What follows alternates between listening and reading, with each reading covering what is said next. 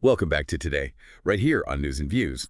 I'm Derek, and we're about to unpack some pretty intense news coming out of a country called Germany, That's right. which, for those of you who don't know, is way across the world on a whole other continent Mm. called Europe. It is. I'm Samantha. Yeah. And as always, we're here to kind of guide you through the information overload and help you connect the dots and understand what really matters. Yeah, think of it like this.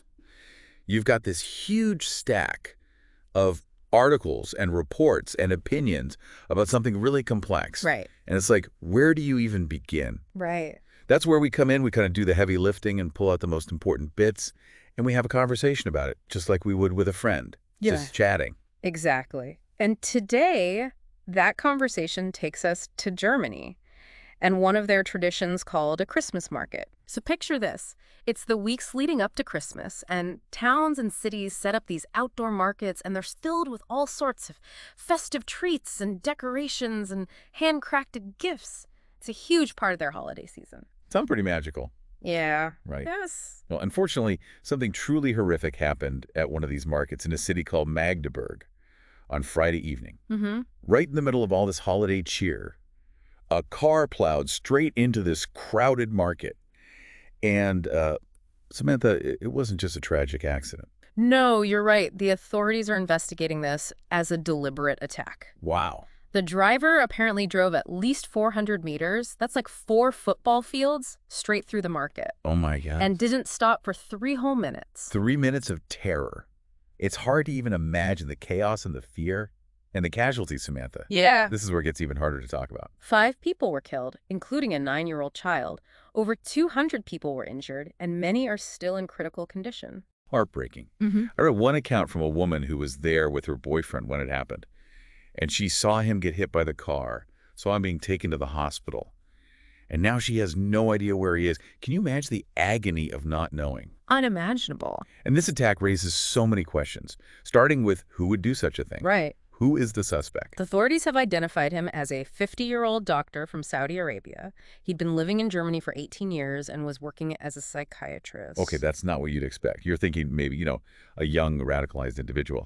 But this is a middle-aged, well-educated professional. Exactly. And it gets even more complicated. Reports from German media, citing an activist group in the U.S., are saying this suspect is a self-described Saudi dissident, an Islamophobe, and even a supporter of the far-right Alternative for Germany party, the AfD. Hold on, I need to rewind this for a second. Yeah. We're talking about a refugee. Right. Someone who was granted asylum in Germany back in 2016, who's now attacking a Christmas market, while simultaneously being anti-Islam and supporting a far-right political party. Samantha, what are we even looking at here? Yeah, you're hitting the nail on the head. Yeah. This case has contradiction written all over it. And that leads us to the biggest question of all. Why? What could possibly drive someone to do something like this? So let's talk motives then. Okay. What are the investigators considering? Well, the chief prosecutor has mentioned the possibility that the suspect was deeply unhappy with Germany's treatment of refugees from Saudi Arabia.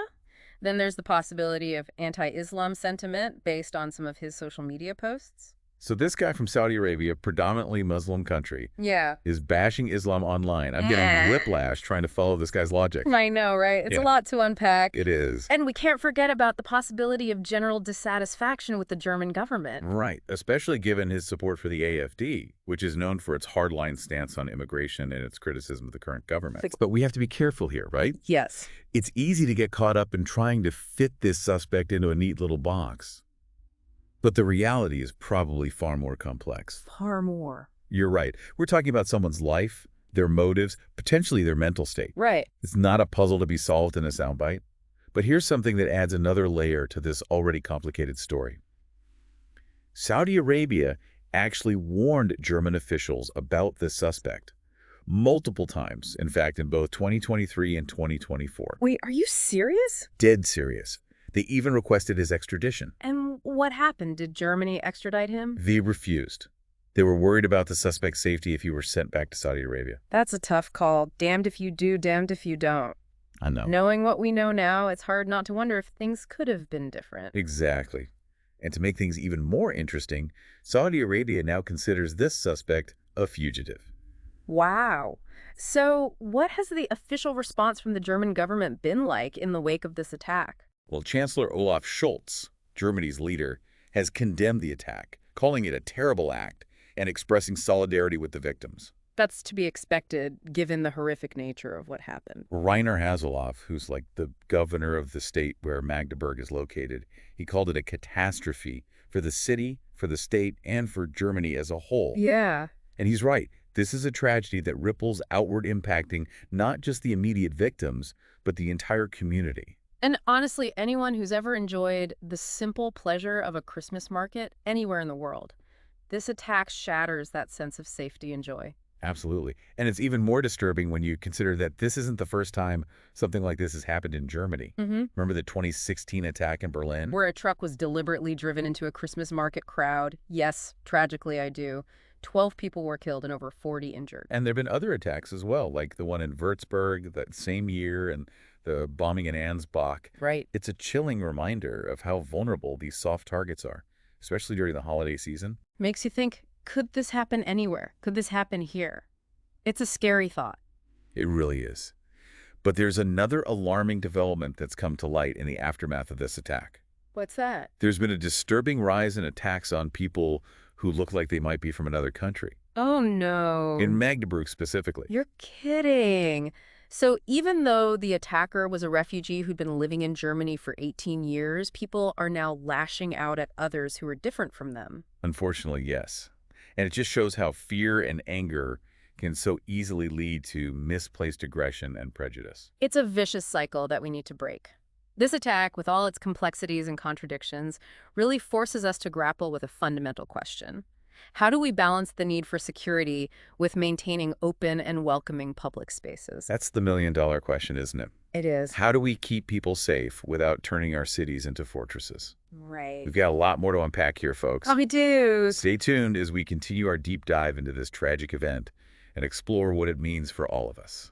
Yeah, it's a delicate balance for sure. On the one hand, people need to feel safe, especially during a time like Christmas when everyone's out celebrating. Right. On the other hand, you don't want to live in a society where public spaces are turned into fortresses. Right. It goes against the very idea of community and togetherness. You know, as I think about this case, it really strikes me how interconnected we all are in this day and age. We have a Saudi Arabian doctor living in Germany expressing anti-Islam views, supporting a German far-right party, Yeah. all while Saudi Arabia is trying to warn Germany about him. It's this tangled web of international relations, domestic politics, and individual ideologies. It really highlights how globalization can sometimes feel like a runaway train, doesn't it? With all its complexities and contradictions on full display. Exactly. And this case, I think, is a stark reminder that the challenges we face today, whether it's terrorism, extremism, or just social unrest, rarely have simple solutions. You're absolutely right. It's easy to fall into that trap of black and white thinking, good versus evil, us versus them. Right. But the reality is so much more nuanced. That's why it's so important to dig deeper. Yeah. Try to understand the context, the motivations, and the different perspectives at play. Otherwise, we risk making decisions based on fear and prejudice Yeah. rather than reason and empathy. And those kinds of decisions rarely lead to positive outcomes. You know, Samantha, you mentioned earlier that this isn't the first time a Christmas market in Germany has been targeted. The 2016 Berlin attack still feels very raw for a lot of people. Yes, it does. And the parallels to the Magdeburg attack are chilling. In that case, it was a Tunisian asylum seeker who hijacked a truck and drove it into the Breitscheidplatz Christmas market, killing 12 and injuring over 50. And let's not forget the 2019 attack on the synagogue in Halle during Yom Kippur. Right, where a right-wing extremist tried to force his way into the synagogue and after failing, killed 2 people outside. These attacks, along with what just happened in Magdeburg, show how vulnerable public spaces are, particularly during holidays or religious observances when people are gathered in large numbers. It's a global problem. Yeah. We've seen similar attacks in France, the UK, and elsewhere. Right. It's tough because you don't want to live in a constant state of fear looking over your shoulder every time you step outside. Right. But we can't ignore the reality of these threats either. So the question becomes, what can we do about it? How do we find that balance between security and freedom? That's the million-dollar question, isn't it? There are those who argue for increased security measures. More police, more surveillance cameras, physical barriers around public spaces. Right. But others say that creates a climate of fear and turns our cities into fortresses. Right. It's that balancing act again. It is. And honestly, you can't put up barriers around every public space. Mm-hmm. It's just not feasible. And then there's the issue of getting to the root causes of extremism, Right. which is a whole other conversation, much more complex, and requiring a multifaceted approach. Absolutely. Yeah. We can't just focus on security measures. We also need to address social and economic inequalities, promote tolerance and understanding, and actively counter extremist ideologies both online and offline. It's a tall order, for sure, but it's essential. We can't just react to these attacks. We have to be proactive in preventing them. You know, one thing that stood out to me as we were going through all this information is that this suspect in Magdeburg appears to have been a lone wolf. There's no indication so far that he was part of a larger organized group or had direct links to any terrorist networks. You're right, and that's something we've seen in other attacks as well. Yeah. The Hell Synagogue attacker, for instance, acted alone. And the perpetrators of the 2019 Christchurch mosque shootings in New Zealand, the 2011 Norway attacks, those were also lone wolf attacks. So what does this mean for counterterrorism efforts? Yeah. How do you prevent an attack when someone is self-radicalizing online and acting on their own? That is one of the biggest challenges facing security services all over the world. It's much harder to detect and prevent these lone wolf attacks because there's no clear network to infiltrate, no communications to intercept. It's like trying to find a needle in a haystack, except the haystack is the entire internet. Exactly. And it's a problem that's only going to get more complex as the internet and social media become even more integrated into our lives. So what can we do? Are we just supposed to accept that these kinds of attacks are inevitable? I don't think we should ever accept that violence is inevitable. Right. But we do have to be realistic about the challenges we face. Fair point. So if we're not just throwing up our hands in defeat, what are some concrete steps that can be taken? Well, it requires a multi-pronged approach. For starters, we need to continue investing in intelligence gathering and analysis, but with a greater focus on online spaces. So monitoring extremist content, tracking individuals who are expressing violent ideologies, that kind of thing. Yes, but it's not just about monitoring. It's also about developing strategies to counter extremist narratives online. You mean pushing back against hate speech, promoting alternative viewpoints, that kind of thing? Exactly. And working with social media companies to remove extremist content and shut down those accounts. It's a complex and constantly evolving battle, but it's one we have to fight. I'm with you there. What else? What other steps can be taken? We also need to strengthen our communities. What do you mean by that? I'm talking about building resilience at the local level.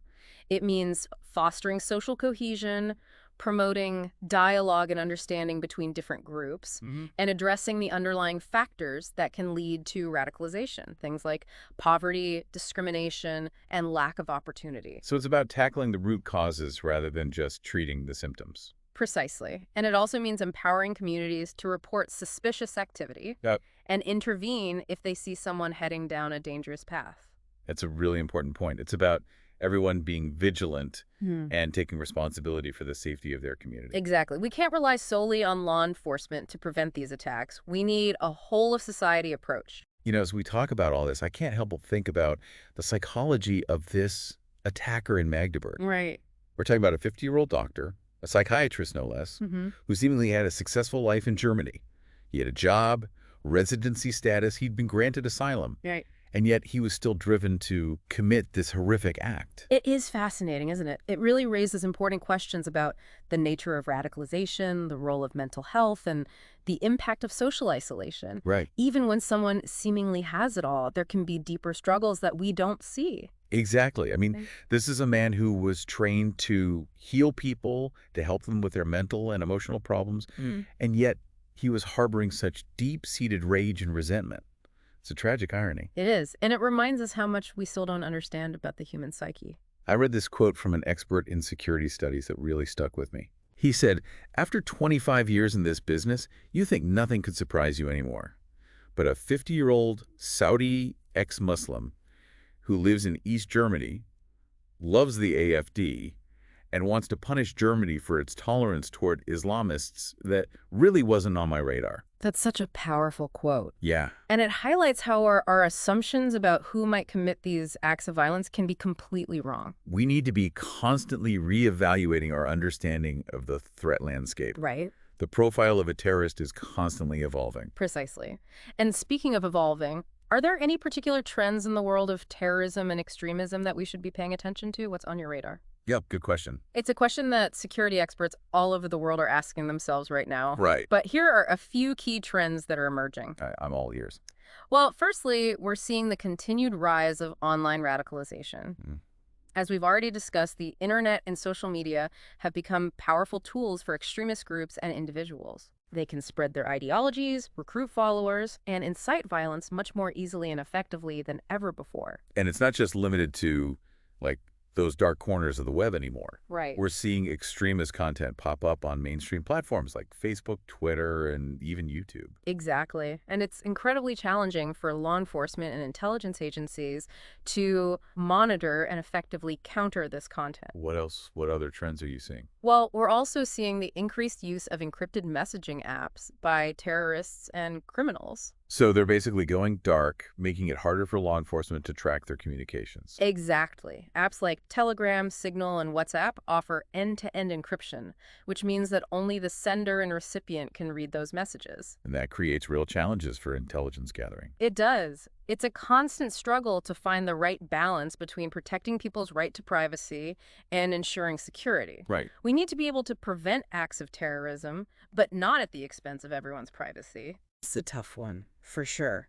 Anything else on your radar? We're seeing a noticeable increase in the sophistication of extremist propaganda. They're using high-quality videos, memes, and social media campaigns that are specifically designed to target certain audiences, Yeah. often young people. That's almost like they're running marketing campaigns, isn't it? In a way, yes. They're using the same techniques that businesses use to sell products and services, but in this case, they're spreading their ideologies and trying to recruit followers. Which means we need to be just as savvy in countering their propaganda as they are in creating it. Exactly. We need to understand how these messages are being crafted and how they're influencing people. Exactly. We can't underestimate the power of these narratives. You mentioned earlier the increasing use of encrypted messaging apps by terrorists. Right. But isn't that just a tool like any other? Right. It's not the technology itself that's the problem, it's how it's being used. Right. So what's the solution? How do we address this? It's a complex issue, and there are no easy solutions. Right. Some experts are calling for backdoors to be built into encryption, Huh. which would allow law enforcement to access encrypted communications under certain circumstances. But wouldn't that essentially compromise everyone's privacy? That's the primary concern. Yeah. And many security experts warn that creating backdoors would make us all more vulnerable to hacking and cyber attacks. So what's the alternative? What can we do if we don't want to create backdoors? Some experts suggest that we need to invest more heavily in other forms of intelligence gathering, Okay. such as human intelligence, Yeah. traditional spies, Right. and open source intelligence. So basically, scouring the internet for information, trying to connect the dots. Essentially, yes. And working closely with tech companies to find ways to detect and report suspicious activity on their platforms without compromising encryption. It's a delicate balance, but it's essential. It seems like we're always playing catch up with the bad guys when it comes to technology and security. Unfortunately, that's often the case. But it's important to remember that we're not powerless. Right. We can take steps to protect ourselves and our communities. Absolutely. Knowledge is power. Right. Staying informed and engaged is crucial.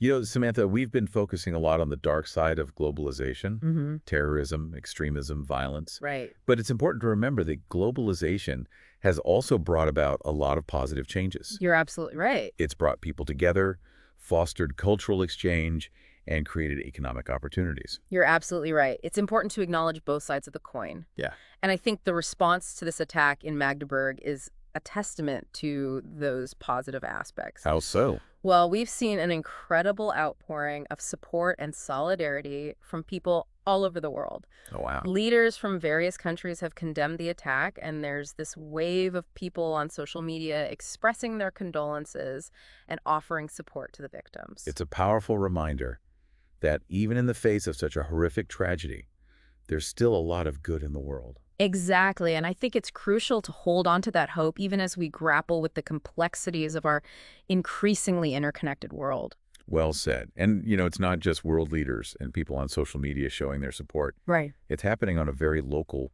human level as well. You're right. In Magdeburg, people are coming together to grieve the victims, offer support, and try to make sense of what happened. The city has set up a donation fund for the victims and their families, and churches and community organizations are offering counseling and support services. It's truly heartwarming to see people coming together in such a powerful way during a time of such immense need. It's a testament to the resilience of the human spirit. It is, and it's a source of hope in a world that often feels very dark and divided. We've been talking a lot about the big picture, the global threat of terrorism, the challenges of counterterrorism, the complexities of globalization. Right.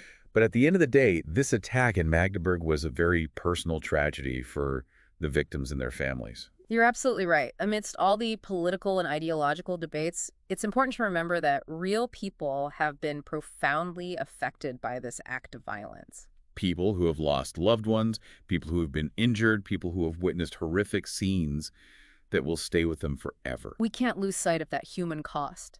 And it's crucial that we honor their suffering and support them in their healing process. Well said. And it's not just the victims and their families who are suffering. Right. The entire city of Magdeburg has been traumatized by this event. Of course, this attack has shattered their sense of safety and security. It'll take a long time for the community to heal and for people to feel safe again in their own city. It's so easy to feel overwhelmed by all of this. Right. The scale of the problem, the complexity of the issues, the seemingly endless cycle of violence. It can feel paralyzing. It can. But it's important to remember that we are not powerless. Each of us can do something to make a difference. Absolutely. Yeah. Samantha, I think this attack in Magdeburg is a wake-up call for all of us. Yeah. It's a stark reminder that we can't take our safety and security for granted. You're right. And it's a call to action. Yeah. We need to be vigilant, we need to be engaged, and we need to work together to build a more just and peaceful world. There's a lot to think about here. Stay with us as we continue to explore the complexities of this tragic event and what it means for all of us. You know, Samantha, as we try to process everything we've learned about this attack in Magdeburg, one thing that keeps coming back to me is the choice of target, a Christmas market. It is strange, isn't it? Yeah. You have to wonder why anyone would choose a place filled with families and holiday cheer to commit such a horrific act. It just seems so deliberately cruel. It does. And while we can never truly know what was going on in the attacker's mind, there are a few things worth considering. Okay. First, Christmas markets, particularly in Germany, are incredibly symbolic. Yeah. They represent tradition, community, a shared cultural identity. So by attacking a Christmas market, this wasn't just about causing physical harm. It was about striking at the very heart of German culture. Exactly. It's a way to inflict maximum psychological damage, to sow fear and division within society, to make people question their own values and traditions. And of course, you can't ignore the practical aspect. Right. Christmas markets are soft targets. They're open, accessible, crowded with people. Right. It makes them incredibly vulnerable to this kind of attack. Sadly, yes. And it's a vulnerability that we have to acknowledge and address. But there's another layer to this that I think is worth thinking about. What's that? The timing of the attack. Just days before Christmas. You mean how it amplifies the sense of fear and disruption? Exactly. Christmas is supposed to be a time of peace, joy, family togetherness. Right. It's a time when people let their guard down and focus on celebrating with loved ones. An attack during this time is especially shocking and traumatic. It shatters that illusion of safety and normalcy that people associate with the holiday season. You said it. It's a cruel and calculated act. And it underscores the importance of remaining vigilant even during times when we feel most secure. So after a deep dive like this one, where do we even go from here? Yeah. How do we move forward after such a horrific event? That's the question, isn't it? And I don't think there are any easy answers, but I do believe that the first step is to acknowledge the pain and suffering this attack has caused, to grieve the loss of life, to offer support to those who have been injured and traumatized. That's got to be the starting point for any kind of healing. And then we need to have some honest and open conversations about how to prevent these kinds of attacks from happening again. Conversations about security measures, about addressing the root cause of extremism, about building stronger and more resilient communities. Those are tough conversations, but we can't shy away from them, can we? We can't. We owe it to the victims, we owe it to ourselves, and we owe it to future generations to do everything we can to create a world where these kinds of tragedies are less likely to occur. You know, something else that's been on my mind is the suspect's background. A Saudi Arabian doctor granted asylum in Germany who then turns around and attacks a symbol of German culture. It's a baffling and disturbing story for sure, and it really highlights the complexities of identity, belonging, and integration in our globalized world. What does it even mean to be German? What does it mean to be a refugee? What does it mean to be Muslim in a Western country? These are questions that societies all over the world are grappling with. And I think this attack in Magdeburg forces us to confront these questions head on. Because if we don't, if we continue to avoid these tough conversations, we risk further division, alienation, and ultimately more violence. I agree. We need to find ways to bridge those divides, to build understanding and empathy, to create societies where everyone feels safe and valued. It's a monumental task, but one we absolutely have to take on. We do. And on that note, I think it's time to wrap up this incredibly difficult deep dive. This one hit hard, Samantha. It's a stark reminder of the darkness that exists in the world. But even in the face of such darkness, I think it's important to hold on to hope. Hope for a better future, hope for a more peaceful world, and hope for humanity's capacity for love and compassion. Well said, Samantha. To all of you listening out there, keep learning, keep questioning, and keep engaging in these critical conversations. It's through dialogue, understanding, and collective action that we can make a difference. Thank you for joining us on this deep dive. Stay safe, stay informed, and stay hopeful. Until next time. Take care, everyone.